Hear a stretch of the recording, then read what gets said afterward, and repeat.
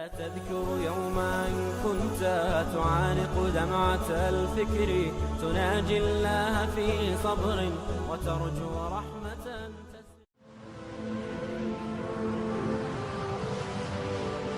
حضرت عمر رضی اللہ تعالیٰ عنہ جب ایمان لائے تو آپ نے ایک ایک کافر کے گھر کے دروازے پہ کھڑے ہو کے کہا کہ تم کمزوروں کو مارتے تھے، میں تمہیں بتانے آیا ہوں میں محمد عربی کا نوکر بن گیا۔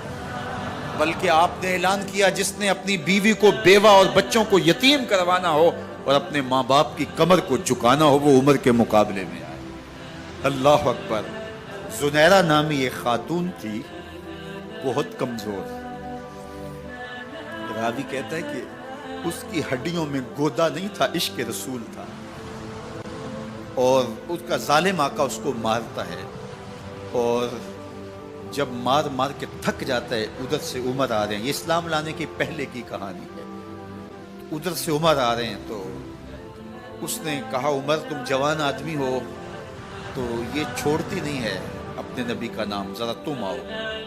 عمر کوڑا پکڑ لیتے اسے مارتے مارتے تھک جاتے ہیں تو پانی پینے لگتے ہیں، تو کہتے ہیں مجھے تیرے پہ ترس نہیں آیا لیکن میں ذرا پانی پینے لگا ہوں، اور پھر گلے کے اندر ڈال کر کے کوڑا اور اس کی رسی کو بل دیتے ہیں اور اس کی آنکھیں باہر نکل آتی ہیں اور کہتے ہیں بلا اپنے نبی کو جو تیری آنکھوں کی بینائی واپس کرے۔ اللہ اکبر۔ تو اس نے آسمان کی طرف منہ کر کے کہا مالک میں کبھی بھی آنکھوں کی بینائی نہ مانگتی لیکن اب تیرے نبی کی عزت کا سوال ہے۔ آنکھوں کی بینائی واپس ہو جاتی ہے۔ زنیرہ کو بڑا مارا، آج عمر گلیوں میں آنکھوں میں آنسو ہیں اور عجیب دلے بے تاب ہے اور کہتے ہیں آؤ بھئی میں حضور کا غلام بن گیا ہوں، تمہیں بتانے آیا ہوں۔ زنیرہ نے موڑ کاٹا تو آگے عمر یہ آواز دے رہے تھے۔ زنیرہ ایک کونے پہ کھڑے ہو کے رو کے کہتی ہے عمر تم تو بڑے اس دن جوش و غضب میں تھے اور تم مارتے ہوئے تھکتے نہیں تھے۔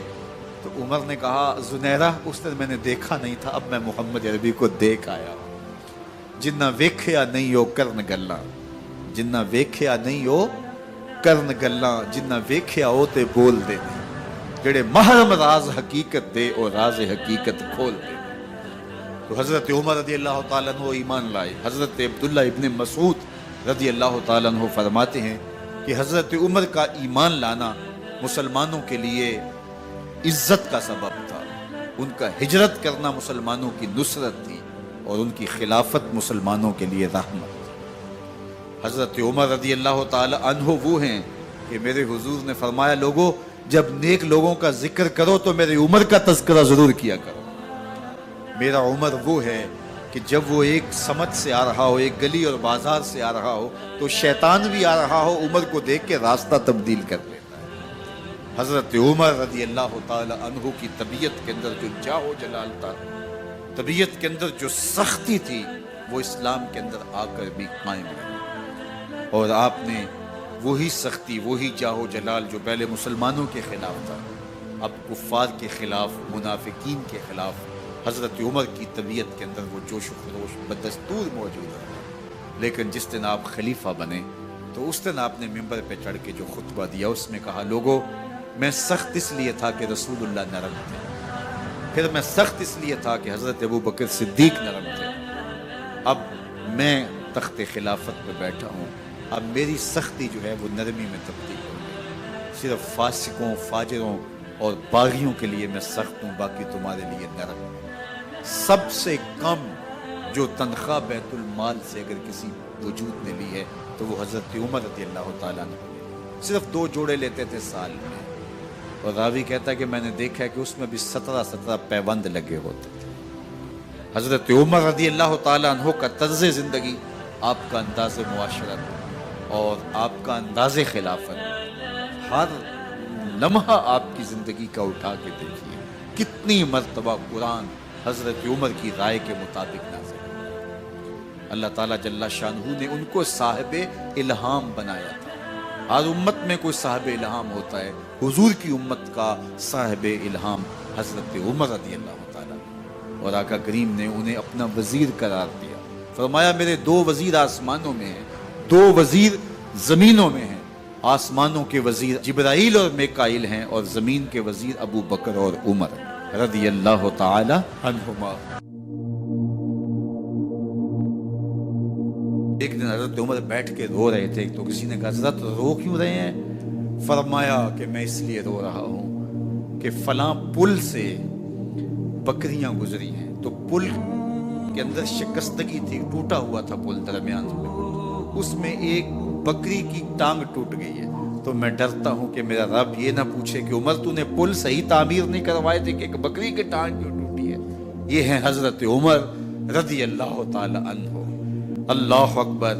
تو اللہ تعالیٰ جل شانہ نے حضرت سیدنا عمر بن خطاب رضی اللہ تعالیٰ عنہ سے جو کام لیا، مختصر دور خلافت کے اندر 10 سال 6 ماہ 4 دن آپ نے خلافت فرمائی ہے، لیکن کہاں سے چلے اور یہاں مکران تک، بلوچستان کا حصہ ہے، یہاں تک آپ کے سلطنت کی حدود وسیع ہوئی، ادھر آرمینیا تک جا پہنچے، حمص فتح کیا، قادسیہ، یرموک۔ آپ ذرا دیکھیے کہ کہاں تک آپ کی فوجوں کے گھوڑے دوڑتے رہے، اور اللہ تعالیٰ جل شانہ نے ان کو جو توانائی، عدل و انصاف کی قوت عطا فرمائی۔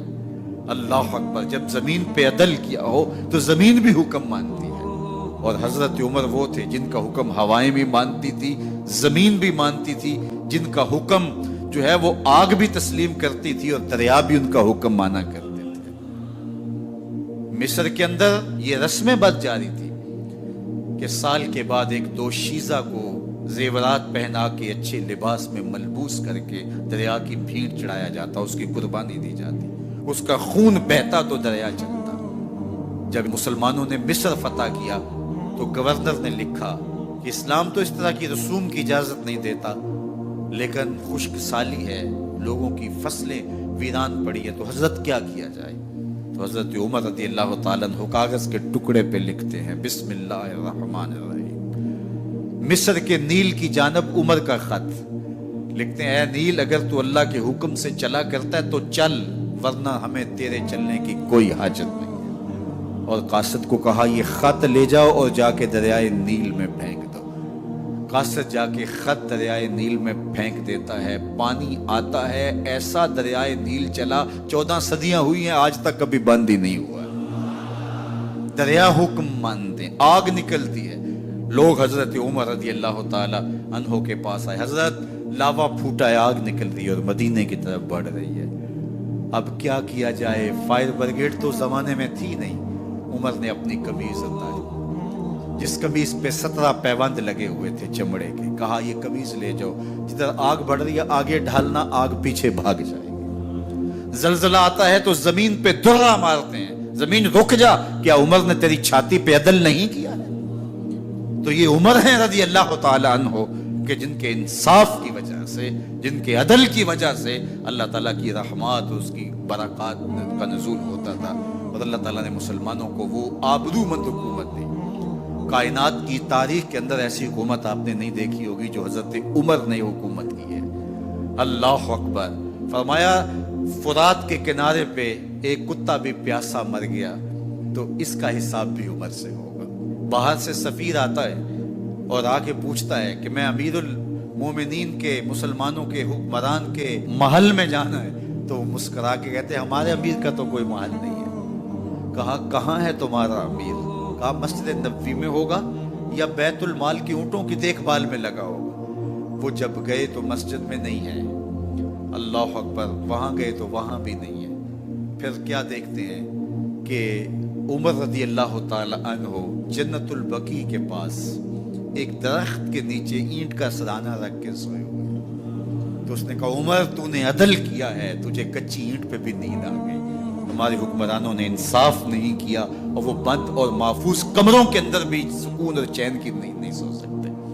حضرت سیدنا عمر رضی اللہ تعالیٰ عنہ نے اس طرح ان امور سلطنت نبھائے۔